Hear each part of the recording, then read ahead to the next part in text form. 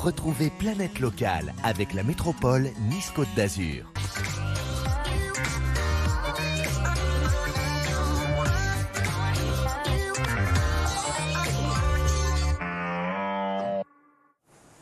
Bonsoir à toutes, bonsoir à tous, bienvenue dans Top Sortie, votre rendez-vous du vendredi soir, comme chaque semaine sur BFM Nice Côte d'Azur, en partenariat avec le mensuel. Bonsoir Morgane. Bonsoir Arthur. Merci d'être avec nous.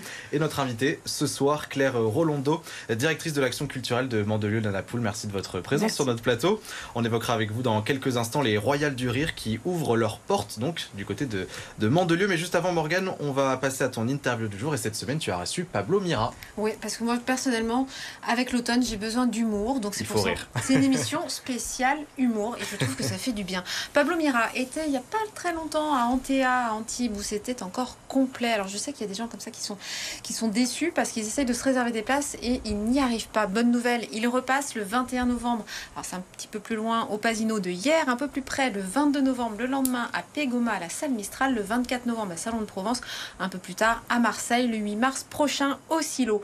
Alors Pablo Mira, on le connaît très bien dans le monde de la télé et des médias parce qu'on l'a vu sur France, enfin on l'a entendu sur France Inter, on le voit régulièrement dans Quotidien, il est passé par Canal, c'est le cofondateur du Gorafi, donc c'est complètement l'inverse de BFM, ça donne de fausses informations mais ça fait du bien aussi. Cette fois-ci il revient avec son second spectacle parce que la scène a fini par l'appeler un petit peu sur le tard entre guillemets parce qu'il avait un petit peu peur de la scène quand même et on le comprend. Ce spectacle s'intitule Passé simple, il a eu un Molière cette année donc autant dire que c'est une réussite et on comprend pourquoi c'est complet.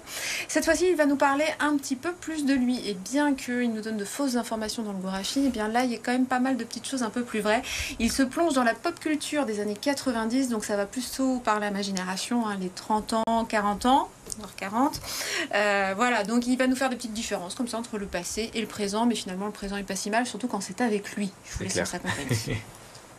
Ouais, ça c'est un truc qui a été assez singulier chez moi, je crois, c'est que dans la plupart des cas, les humoristes vont faire une activité médiatique, télé, radio, web et tout ça, parce que ça leur permet, d'avoir un peu d'argent, de se faire connaître, de remplir une salle et tout ça. Bon, moi, je l'ai fait aussi un peu pour ça, mais pas que. C'est-à-dire que j'ai commencé l'activité médiatique avant de faire de la scène avec un vrai spectacle et tout ça, parce que j'adore ça, au fait. J'adore la télé, moi, tout ce qui m'a fabriqué un peu mon logiciel satirique, que je pense j'aurai jusqu'à la mort, c'est vraiment la télé. C'est les Guignols de l'info, c'est Groland, c'est la télé des inconnus, c'est South Park, un peu toute cette satire-là qu'on trouvait sur Canal+ dans les années 90. Moi, ça m'a vraiment marqué. Et donc, je pense que je suis vraiment un enfant de la télé, quoi. Un sublime morceau de craie, recouvert de copeaux de papier crépant. Ça, c'était tellement sucré qu'une seule bouchée pouvait absorber toute l'eau de ton corps. C'est un spectacle où je me suis dit, on va essayer d'être un peu plus personnel, de moins avoir un personnage en frontière avec le public, mais c'est toujours un peu une difficulté de parler de moi, parce que je crois que je suis quelqu'un d'assez pudique. Je trouve ça toujours impudique de parler de soi, de ses problèmes, de ses failles et tout ça. J'aime le non-dit. Moi, j'ai l'impression que ma vie est pleine d'ennuis. Je me disais ça encore, je sais plus quand, là, ce matin, j'écoutais des gens raconter des anecdotes sur je sais plus quel format web, et je me disais, mais j'ai une vie sans anecdotes. Ça veut pas dire qu'elle est sans excitation, sans plaisir, sans machin et tout, mais j'ai une vie sans anecdotes. Donc, il y a plein de choses dans ma vie, je pense, qui sont pas intéressantes. Alors, il y a certaines où je pense je me trompe et qu'elles pourraient être dignes d'intérêt, mais le reste, je trouve pas ça passionnant. Par contre, le monde qui nous entoure, dans lequel on vit et qu'on partage ensemble, ça me passionne vraiment, vraiment. C'est pour ça que je pense que j'ai un vrai prisme satirique, parce que les satiristes, ils parlent du monde, de la société avec ses problèmes, ses excès, ses absurdités. Ils parlent pas trop d'eux, et c'est vraiment mon approche de la comédie.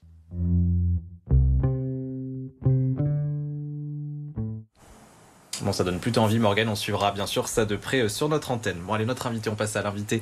Ce soir, Claire Rolando, vous allez présenter donc les Royales du Rire à Mandelieu à partir du 9 novembre, avec notamment, Morgane, on allait en parler, Laura Calu. Laura Calu, oui. Alors on a la jeune génération, désolée pour ces ligues, qui fait jeune, toujours éternellement, on ne sait pas pourquoi, mais il y a deux plus jeunes qui vont débuter le festival, c'est Laura Calu et Franjo. C'est ça, ils sont très actifs sur les réseaux sociaux tous les deux. Laura Calu qui sera sur scène le 9 novembre à 20h30, donc sur la scène du Royal Casino Joa à l'hôtel Pullman.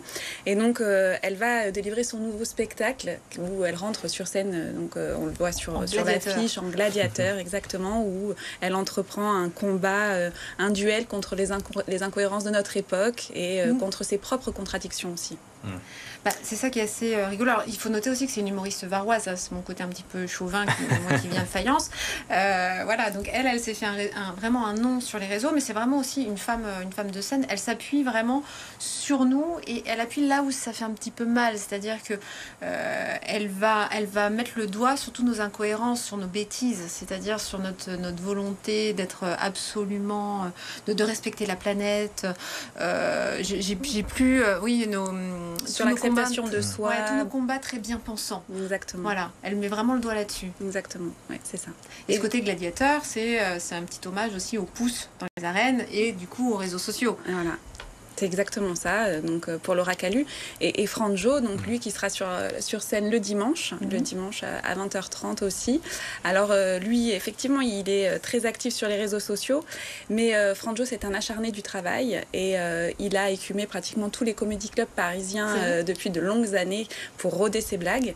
Et il en a gardé le meilleur pour faire ce spectacle, donc enfin sur scène, où du coup, il va parler plutôt de sa vie, de lui, des sujets de société. Et quelqu'un qui reste assez taquin quand même. Exactement, sans retenue, sans peur de vexer qui que ce soit, il est assez cash. C'est ce que vous cherchez, c'est ça, peut-être à mettre en valeur ces jeunes humoristes taquins, parce que c'était la avancé liberté Morgane. de parole. Ouais.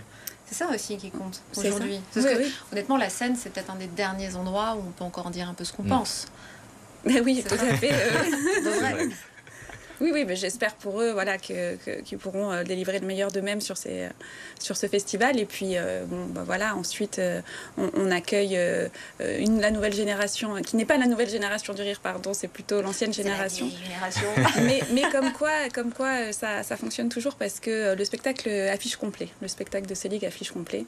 Donc là, avec Selig, pas de politique, pas de sexe, pas de religion. Il s'inspire de son propre vécu pour écrire ses sketchs. Et il décrit des situations banales, des situations de la vie de tous les jours. Et c'est à mourir de rire. Selig, on est sur l'épisode 6. Moi, ce que j'adore avec Selig, c'est qu'au-delà de cette voix, de ce physique d'éternel ado, il a une énergie de malade sur scène. Et c'est vrai qu'il arrive à faire de n'importe quelle situation complètement basique, c'est-à-dire un voyage en train pendant les fêtes de Noël, le trajet en autoroute, la virée chez Ikea, et l'adoption d'un petit chat, tout ça qui semble assez basique, et quand on en parle comme ça, on se dit oui, peut-être. Et avec lui, moi, personnellement, je suis pliée en deux. C'est une BD vivante, ce mec. C'est exactement ça. Ça fait du bien. Vraiment, le spectacle passe hyper vite. On ne s'ennuie pas une seule seconde et ça fait vraiment du bien. Et puis, il n'est pas trop adepte des réseaux sociaux, mais par contre, on le disait, il a vraiment une communauté de spectateurs fidèles qui le suit en permanence. Ah ben oui, puisque il arrive il remplit. Voilà, ça fait plus de 30 ans que ça dure et il remplit encore les salles. Et il n'est pas tellement médiatisé. On ne le voit pas à la télévision, dans les médias comme les autres humoristes. Donc il a un public, c'est certain.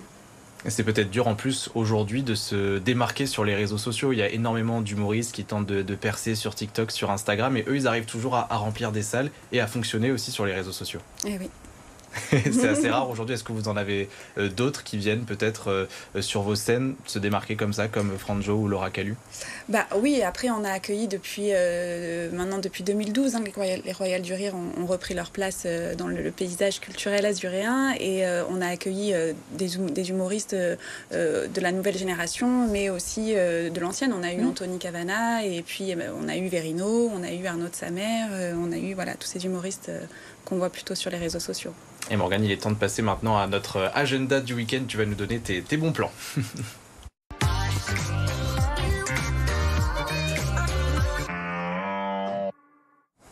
On reste reste sur scène, mais je propose qu'on aille au théâtre pour voir Vidéo Club avec Yvan Attal et Noémie Lovski. Le 6 novembre à Monaco, au Théâtre Princesse Grasse. Les 7 et 8 novembre à Fréjus, au Forum. Le 9 novembre à Sainte-Maxime, au Carré.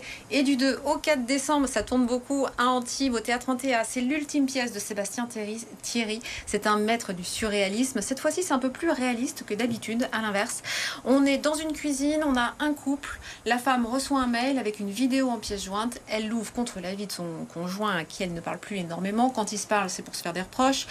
Elle ouvre la vidéo et là, c'est la dispute qui vient de se produire qui est filmée. La question n'est même pas tant de savoir comment ça a été filmé ni par qui, mais en réalité, on va les retrouver en train de se faire, en train de régler leur compte. C'est grinçant, c'est actuel, c'est intelligent. Vraiment, c'est à ne pas rater. Smile avec Pauline Bression, 15 novembre à Puget-sur-Argence. Alors là, c'est la toute première pièce de théâtre en noir et blanc.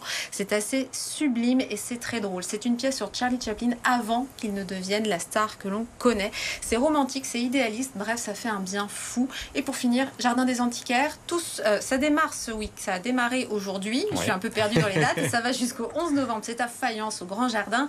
C'est un lieu authentique, plein de charme, on y mange bien, et puis surtout on peut effectivement trouver des tapis, des miroirs, des meubles anciens, etc. etc. Bien, merci Morgane pour tous ces bons plans, c'est bien noté dans le coin de notre tête. Merci Claire Rolando d'avoir été avec nous ce soir. Quant à nous, vous retrouverez Pauline Renoir lundi prochain, ça sera dans Tout Terrain. Elle recevra Hassan Ndam, sextuple champion du monde de boxe, rien que ça. Allez, bonne soirée sur BFM Côte d'Azur.